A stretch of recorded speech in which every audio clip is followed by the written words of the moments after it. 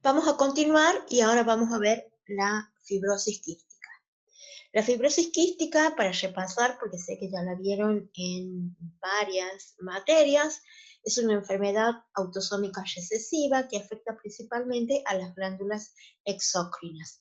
Lo que se produce a nivel de las glándulas es un moco espeso que va obstruyendo la secreción de las mismas, y los órganos más comprometidos en esta patología son el pulmón y el páncreas. A nivel del páncreas va a producir una insuficiencia pancreática, y qué es lo que va a generar en el paciente una patología de tipo de mala absorción. La alteración se produce por una mutación genética a nivel del gen que codifica para una proteína reguladora de la conductancia de transmembrana, y que es una proteína transportadora dependiente de AMP cíclico que regula los niveles de cloruro.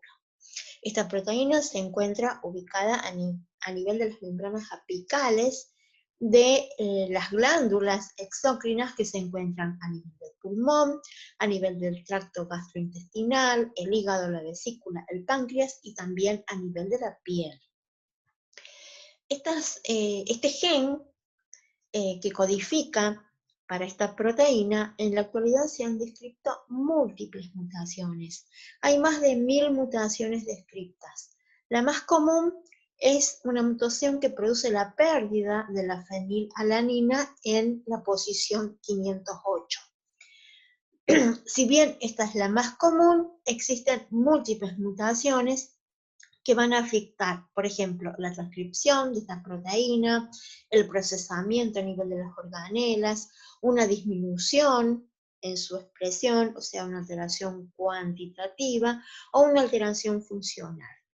Cualquiera sea de estas mutaciones, todas van a producir lo mismo: la imposibilidad de que se pueda transportar cloruro.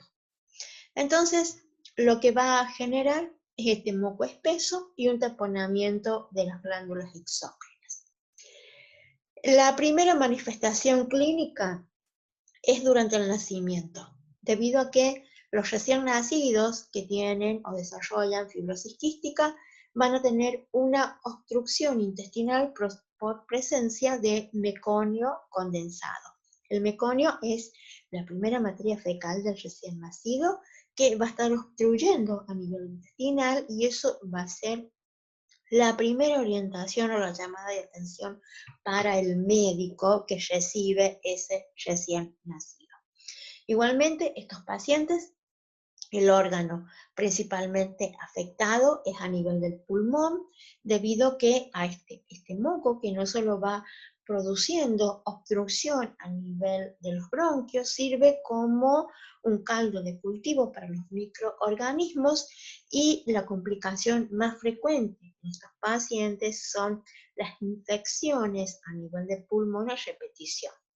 El segundo órgano que se altera en su función es el páncreas, debido a que el taponamiento de los conductos pancreáticos va a producir que la secreción del páncreas no pueda llegar debidamente a la luz intestinal, lo cual va a producir, por un lado, vuelta a esa secreción pancreática con activación de las enzimas.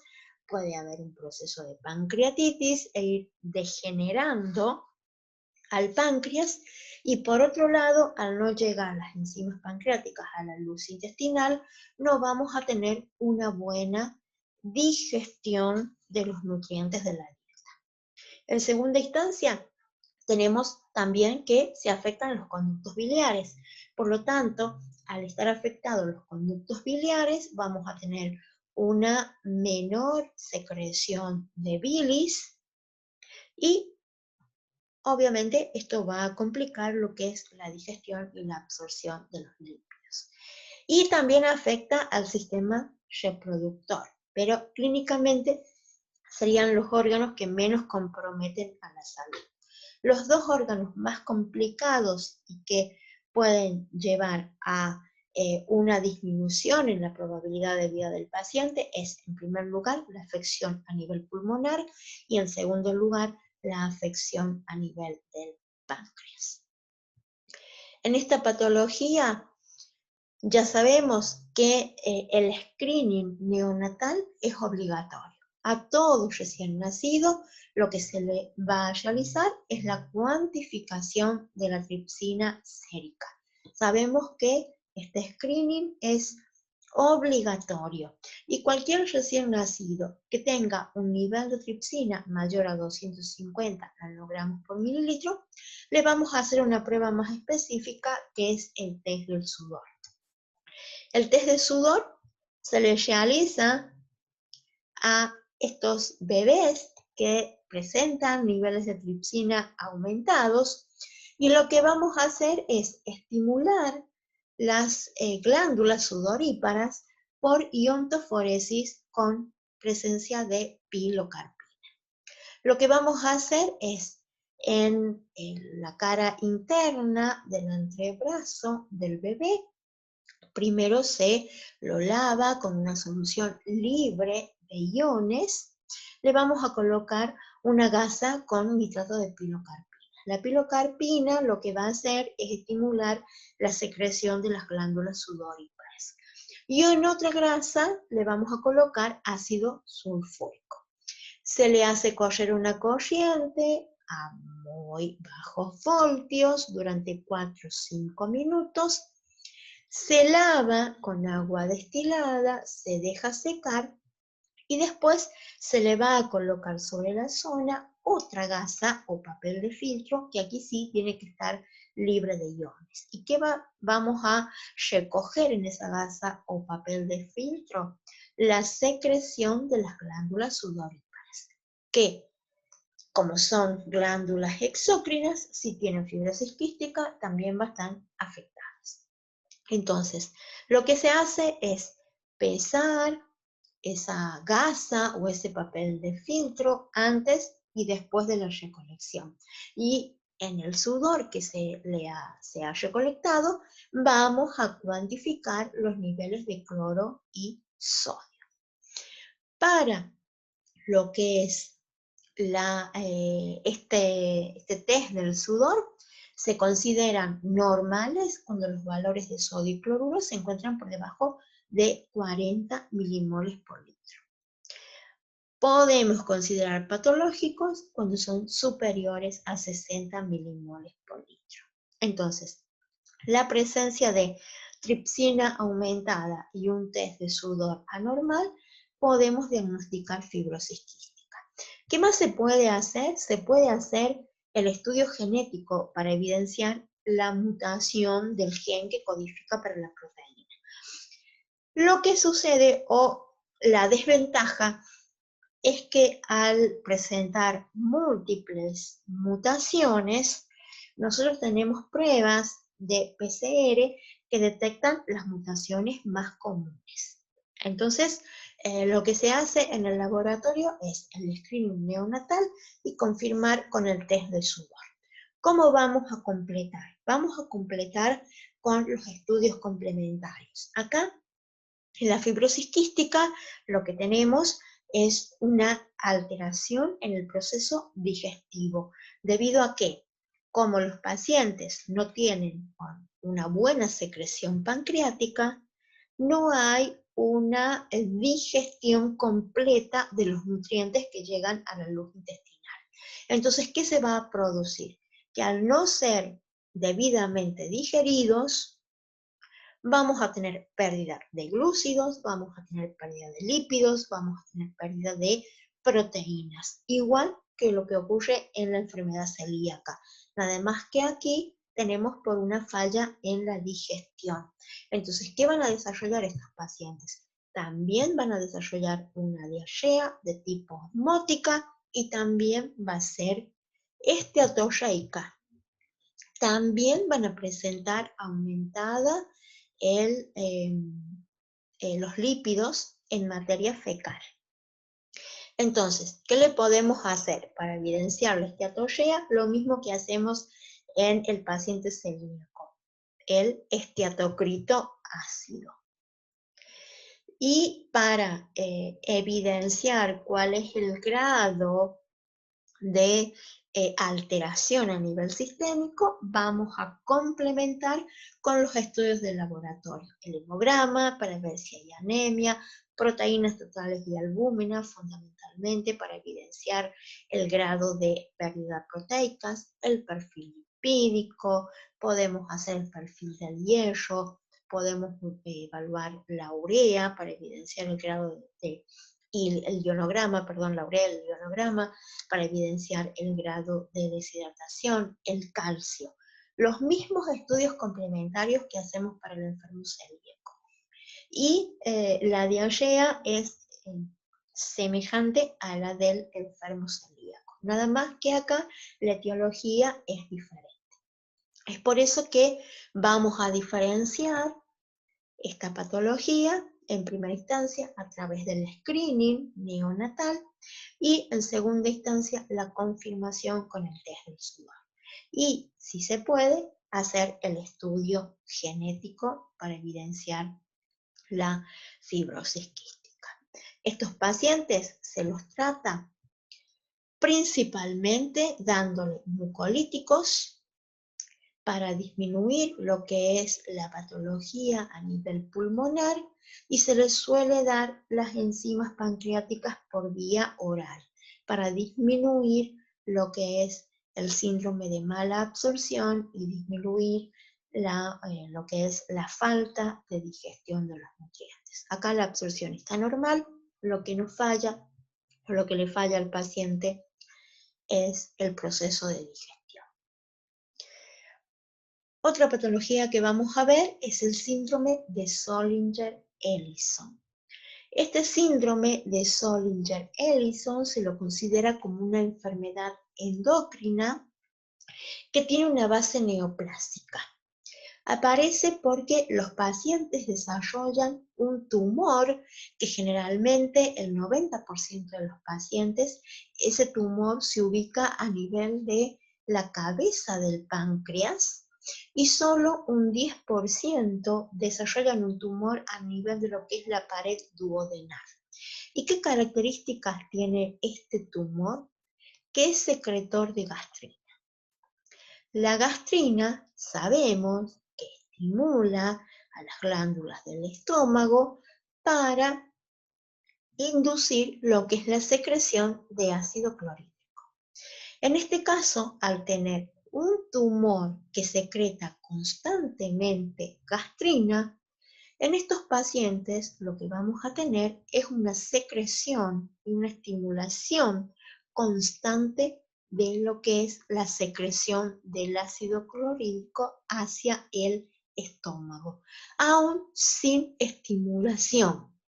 Entonces, estos pacientes lo que tienen es un aumento de la secreción de ácido clorhídrico que, por un lado, lo que va a producir este aumento de ácido clorhídrico por la secreción constante de gastrina es que la protección que produce el mucus normal que secretan las glándulas gástricas para proteger la glucosa no es suficiente. Entonces va a ir lesionando de a poco la pared gástrica y va a llegar a la formación de la úlcera gástrica. Y por otro lado, la acción de la gastrina lo que va haciendo es que haya una hiperplasia a nivel de las células parietales de las células gástricas. Al haber esta hipersecreción de ácido clorhídrico, cuando se produce la digestión a nivel del estómago y se forma el quino, ese quino va a ser mucho más ácido que lo normal.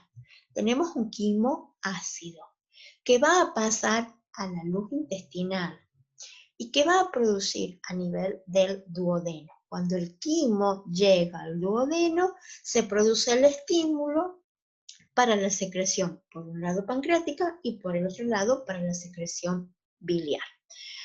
La secreción pancreática contiene bicarbonato, que normalmente neutraliza ese ácido clorhídrico que proviene o que está contenido en el quimo. En estos pacientes, como el quimo es muy ácido, la cantidad de bicarbonato pancreático no es suficiente para neutralizar todo el quimo. Por lo tanto, ese quimo se mantiene con un pH bajo, va lesionando la pared intestinal y se produce una úlcera intestinal. Entonces, en estos pacientes tenemos por lesión una úlcera gástrica, una úlcera intestinal que puede producir sangrado de la mucosa, tanto gástrica como intestinal. Por otro lado, este quimo, como no puede ser neutralizado por el bicarbonato pancreático, se va a mantener con un pH menor a 7. Por lo tanto, cuando lleguen las enzimas pancreáticas, al tener un pH menor, las enzimas van a disminuir su actividad y no se va a poder producir la normal digestión de los nutrientes por una inactivación de las enzimas, que ya sabemos que los pH ácidos inactivan las enzimas. Entonces, al no poder actuar las enzimas pancreáticas debidamente, vamos a tener una disminución de la digestión de todos los nutrientes, de los lípidos, de los glúcidos y de las proteínas. Entonces, ¿qué va a aparecer en el paciente? Va a aparecer una diarrea de tipo osmótica. Pero acá no es porque haya una afección en la absorción, no es porque haya un déficit de enzimas, sino que en estos pacientes, por la presencia del tumor que secreta gastrina, hay mayor cantidad de ácido clorhídrico que termina inhibiendo la actividad de las enzimas pancreáticas. Entonces vamos a tener una diarrea de tipo osmótica con pérdida de los principales nutrientes y con retención de agua y sales. Entonces, ¿qué vamos a ver en el paciente? Lo mismo que vemos en la fibrosis quística y lo mismo que vemos en la enfermedad celíaca. Vamos a ver una diarrea de tipo esteatogeica, con pérdida de los lípidos y a nivel sistémico las mismas complicaciones. Alteraciones a nivel del hemograma con la presencia de anemia, disminución de las proteínas totales y albúminas en sangre, alteración del perfil lipídico por la pérdida de lípidos, podemos tener alteraciones a nivel de lo que es el tiempo de protrombina, porque puede estar afectada la absorción de vitamina K, disminución del calcio, no solo por la alteración en la absorción del calcio, sino por el déficit de la absorción de vitamina D. Entonces, clínicamente, estas patologías se manifiestan de la misma forma, nada más que la etiología es diferente. Y generalmente esta patología se presenta en pacientes adultos. ¿Qué es lo que van a manifestar los pacientes? Van a manifestar úlceras, ya sea a nivel gástrico y a nivel intestinal. También pueden llegar a presentar hematemesis, que son vómitos con sangre debido a las úlceras gástricas. También pueden manifestar melena. Melena es la presencia de sangre en las heces, que a las heces les dan una coloración negra. Y eso nos está indicando que el paciente tiene una pérdida o una úlcera a nivel del tracto gastrointestinal inferior, o sea, a nivel del intestino. Obviamente va a manifestar diarrea de tipo esteatogeica, puede manifestar pérdida de peso y obviamente la complicación es que al ser una neoplasia podemos tener metástasis a nivel de otros órganos. Generalmente el órgano más afectado suele ser el hígado. Del páncreas puede producir metástasis al hígado. ¿Cómo podemos estudiar o cómo podemos ayudar nosotros desde el laboratorio al diagnóstico de este síndrome que es producido por una neoplasia? Podemos evaluar el contenido gástrico del paciente. Se puede producir o se puede estudiar, perdón, la secreción gástrica, que lo más importante en este tipo de pacientes es realizar una prueba o evaluar la secreción de ácido clorhídrico en condiciones basales y en condiciones estimuladas. Se hace a través de una endoscopía que se le realiza al paciente y obviamente esta prueba la debe realizar el médico.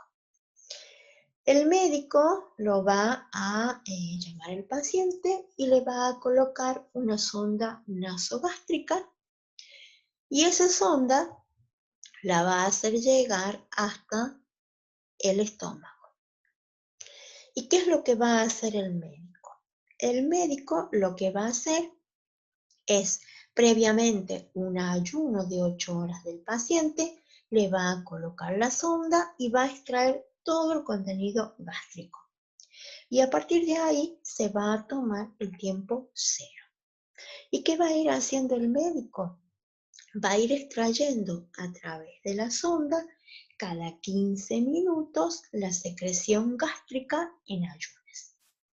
Eso lo va a ir separando en 4 recipientes diferentes o en 4 tubos diferentes. Entonces vamos a tener una muestra a los 15 minutos, vamos a tener una segunda muestra a los 30 minutos, una tercera muestra a los 45 y una cuarta muestra a los 60 minutos. Luego, lo que se le realiza al paciente y que también lo hace el médico es administrarle un estimulante de la secreción. Se le va a administrar pentagastrina. Y a partir de la administración de pentagastrina se va a repetir el procedimiento. Se va a tomar como tiempo cero desde la administración de este estimulante externo de la secreción gástrica y de nuevo se van a tomar 4 muestras. Se va a tomar la muestra de la secreción gástrica a los 15 minutos, a los 30, a los 45 y a los 60. Y todas esas muestras las va a derivar al laboratorio. ¿Qué vamos a hacer nosotros?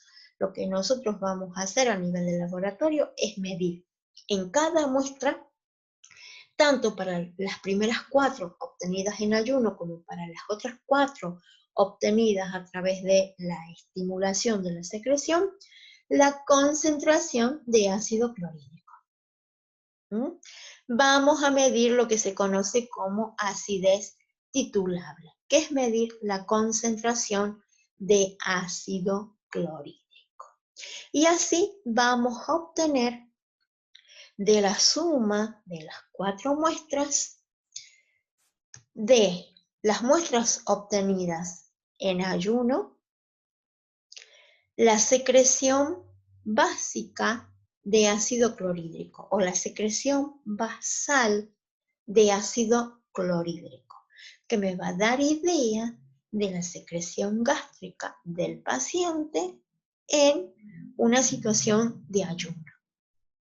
Mientras que en las muestras que son obtenidas por estimulación de la pentagastrina, vamos a obtener lo que se conoce como secreción máxima.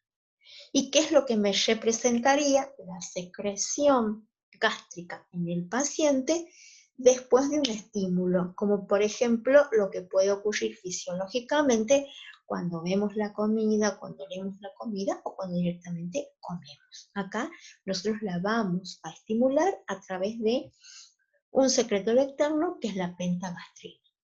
Entonces así, midiendo la concentración de ácido clorhídrico en las 4 muestras obtenidas en ayunas, vamos a obtener lo que se conoce como BAO, la secreción de ácido clorhídrico en ayunas. Y después de la estimulación con pentagastrina, vamos a poder conocer la secreción máxima de ácido clorhídrico o también conocida como MAO. ¿Qué es lo que nos va a permitir evidenciar? Los valores de referencia. Los valores de referencia para la MAO, para la BAO, en la mujer es hasta 2.000 equivalentes por hora y en el varón hasta 3.000 equivalentes por hora. La MAO, que es la secreción máxima, indistintamente del sexo, se encuentra entre 10 y 20 miliequivalentes por hora. ¿Qué vamos a encontrar en estos pacientes con síndrome de Zollinger-Ellison? Que tanto la BAO como la MAO se encuentran exageradamente aumentadas debido a la constante estimulación de la gastrina por la presencia del tumor. En un paciente con síndrome de Zollinger-Ellison, la BAO se encuentra por arriba de los 20 miliequivalentes por hora y la MAO por arriba de los 60. Entonces, eso va a evidenciar que tenemos una hipersecreción y al estar la BAO, que es la secreción en ayunas, la secreción basal muy estimulada, esto nos está evidenciando que hay una estimulación constante a pesar de que el paciente no haya ingerido alimentos. Actualmente se puede hacer una determinación más fácil, que no sea tan invasiva para el paciente, como es la cuantificación de la gastrina sérica. Ahora podemos cuantificar la gastrina a través del método de ELISA. Lo que sí, el paciente tiene que tener una preparación previa, un ayuno de 12 horas, y la vamos a cuantificar en suero del paciente.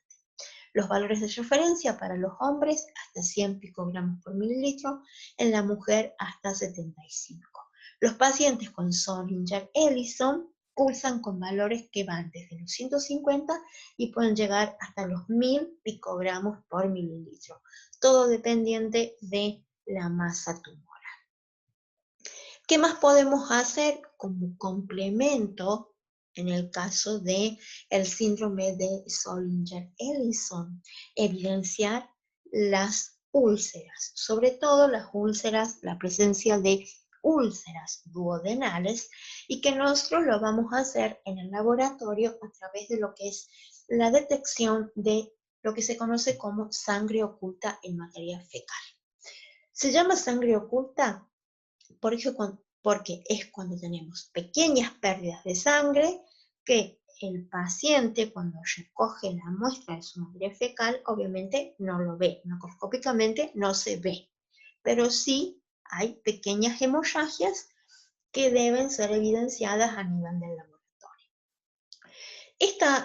Esta determinación no solo se realiza como complemento de lo que es un síndrome de Zollinger-Ellison para evidenciar úlceras duodenales, sino que lo vamos a hacer en cualquier paciente que se sospeche de hemorragias a nivel de las vías bajas del tracto gastrointestinal, todo lo que afecte a nivel del intestino, cualquiera sea su etiología.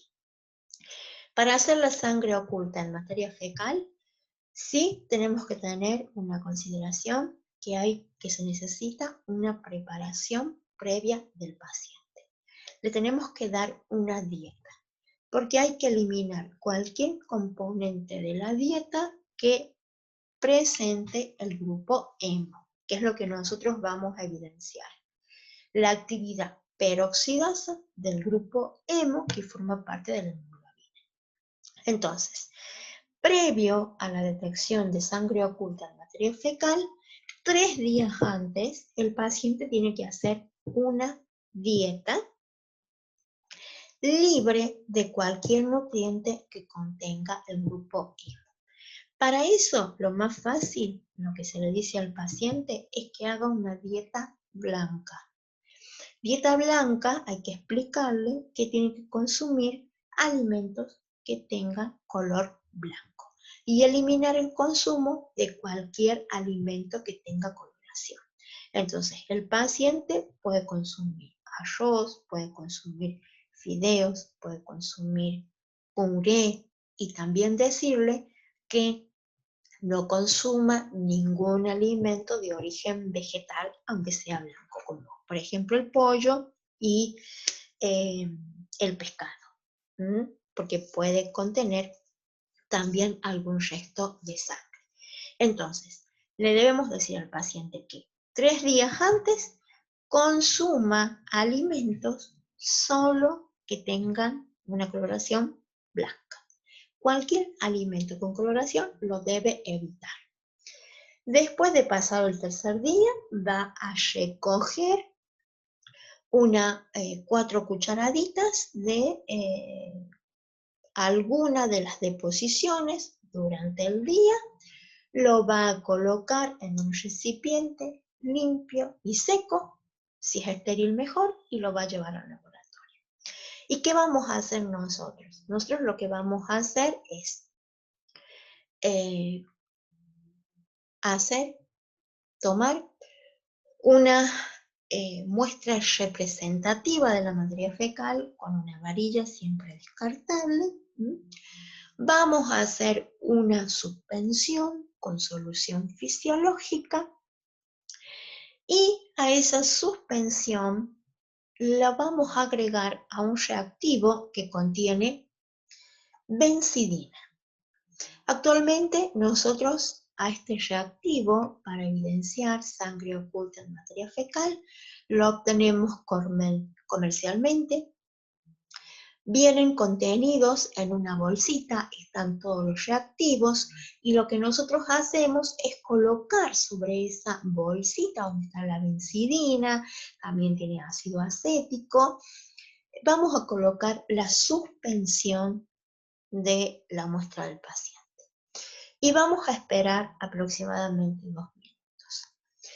Si hay un cambio de color a verde, cualquier sea el verde más intenso hasta negro, eso se considera una muestra positiva. Entonces informamos sangre oculta en materia fecal positiva. ¿Qué nos va a estar evidenciando? Que hay alguna patología en el paciente que está produciendo que se esté eliminando sangre en la materia fecal del paciente. La etiología puede ser variada, desde un síndrome de Zollinger-Ellison, una patología de origen bacteriano, puede ser presencia de alguna neoplasia, pacientes con hemorroides.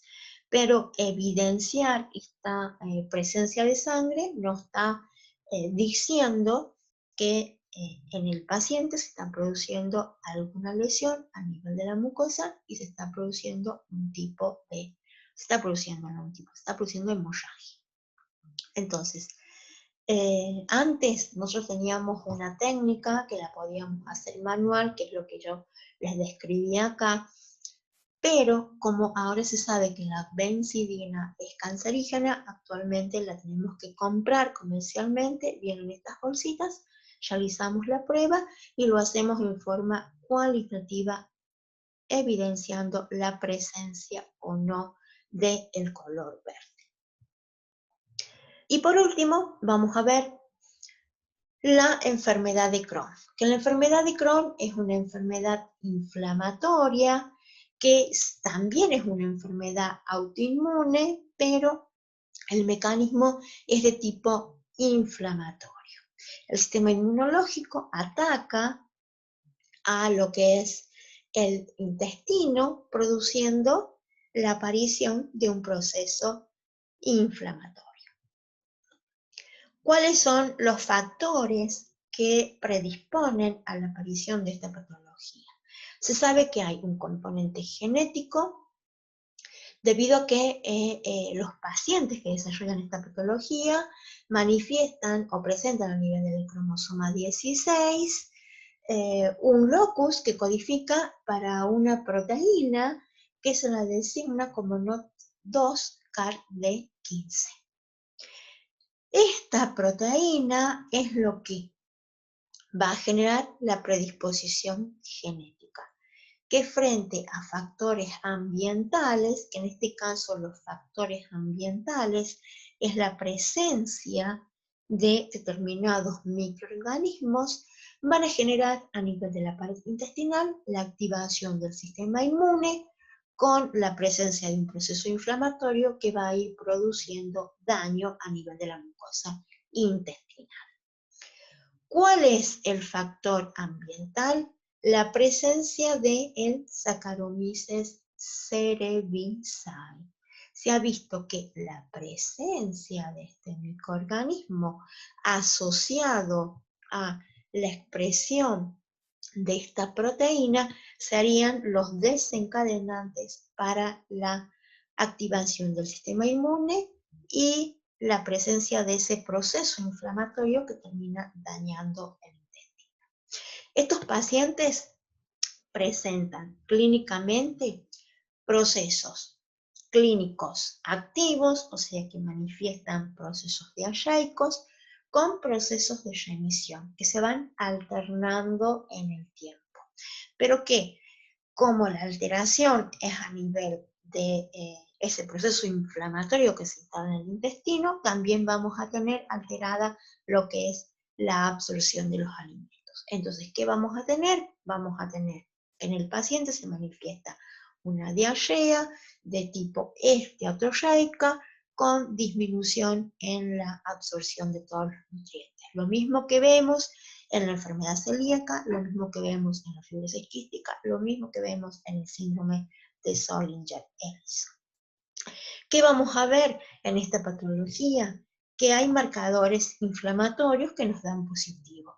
Una eritrosedimentación acelerada, una proteína C reactiva aumentada, y también vamos a tener a nivel sistémico las mismas alteraciones que vemos a nivel de las otras patologías. Anemia, disminución de las proteínas totales y de la albúmina, alteración del perfil lipídico.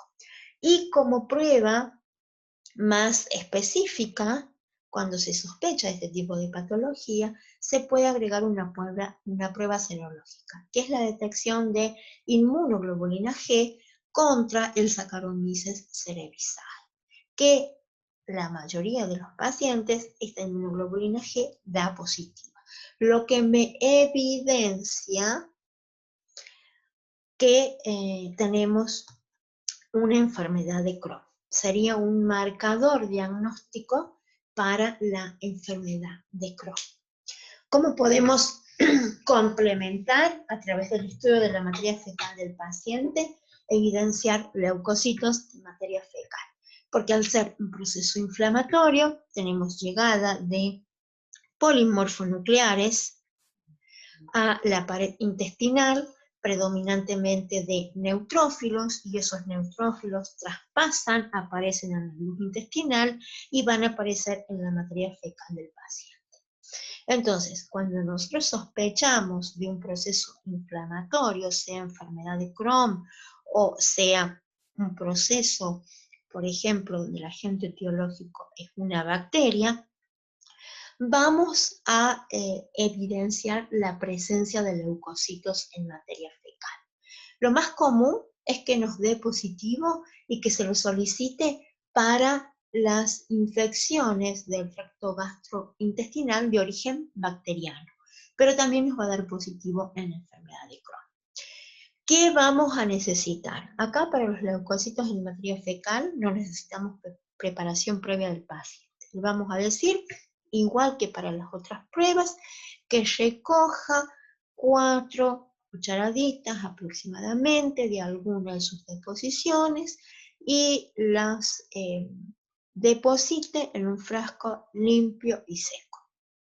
Lo va a llevar al laboratorio y nosotros lo que vamos a hacer en el laboratorio es, en este caso, tomar la muestra del paciente y con una varilla siempre descartable, trabajando bajo campana, vamos a tomar una muestra representativa de la muestra del paciente y sobre un portaobjeto vamos a ir deslizando la varilla para formar un extendido, pero en este caso de la materia fecal.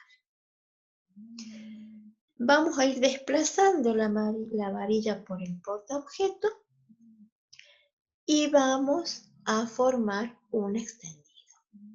Eso lo vamos a dejar secar a temperatura ambiente y después vamos a colorear con la misma tinción que usamos para sangre, la tinción Mike-Grunwald-Hielsen, pero con algunas modificaciones. Lo que vamos a hacer es agregar el Mike-Grunwald puro durante 2 minutos. Pasados los 2 minutos vamos a agregar algunas gotas de agua destilada. La vamos a dejar actuar a esas gotas de agua destilada durante 1 minuto. Pasado el minuto vamos a eliminar la solución de Mike-Grunwald y sobre ese extendido ahora vamos a utilizar la solución de Hielsen. La diferencia es que la dilución de Hielsen para la materia fecal la vamos a diluir más. Vamos a hacer una dilución de 1 en 30. Vamos a agregar esa dilución sobre el extendido y lo vamos a dejar actuar 6 minutos. Pasados esos 6 minutos vamos a eliminar la solución de Hielsen y vamos a dejar secar ese extendido. Y después lo vamos a observar en el microscopio óptico. Vamos a hacer una primera observación en 40 por. Lo que tenemos que tener en cuenta es que acá en la materia fecal tenemos mucho mayor cantidad de detritos. Vamos a tener fibras que pueden venir de los alimentos, en caso que sea un bebé del pañal, podemos tener talco. Y obviamente es una muestra mucho más sucia. La característica es que cuando nosotros tenemos un paciente que tiene leucocitos en materia fecal, porque tiene un proceso inflamatorio a nivel del intestino principalmente, vamos a ver que hay presencia de neutrófilos y los vamos a reconocer principalmente por su núcleo, el núcleo polimorfonuclear. Y la característica es que cuando hay un proceso inflamatorio con aumento de leucocitos, es que vamos a ver muchos leucocitos. Si no hay un proceso inflamatorio, no se ve nada. El valor de referencia para los leucocitos en materia fecal es hasta 5 leucocitos por campo. Se consideran polimorfonucleares y específicamente son neutrófilos. Nosotros podemos informar leucocitos en materia fecal o polimorfonucleares en materia fecal. Es exactamente lo mismo, porque estamos informando, la información que brinda la prueba es exactamente lo mismo. Si hablamos de leucocitos, nos estamos refiriendo específicamente a neutrófilos. Entonces, generalmente, cuando no vemos nada, decimos leucocitos en materia fecal menos de 5 por campo. Ahora, si están aumentados, como es, por ejemplo, en alguna infección bacteriana o como es la enfermedad de Crohn, los vamos a informar por el número que nosotros contemos por campo. Generalmente vamos a contar varios campos, no hay un número estipulado, vamos a contar varios campos y podemos informar el número promedio que nosotros observamos. Pero como les dije, cuando hay, los vamos a ver bastantes y si no hay, no vamos a ver nada. Lamentablemente, no he encontrado, de todos los años que llevo, nunca he encontrado una foto de cómo se ven los leucocitos en materia fecal, es por eso que no les he puesto ninguna, porque hasta el momento no hay publicada ninguna foto. Pero cuando ustedes hagan sus prácticas clínicas, seguramente van a poder ver en los laboratorios que le toquen, porque es muy común esta prueba debido a que se solicitan muy frecuentemente cuando se sospechan sobre todo de infecciones bacterianas a nivel intestinal. Y bueno, y con esto terminamos la unidad 13 y terminamos con todos los contenidos de la materia.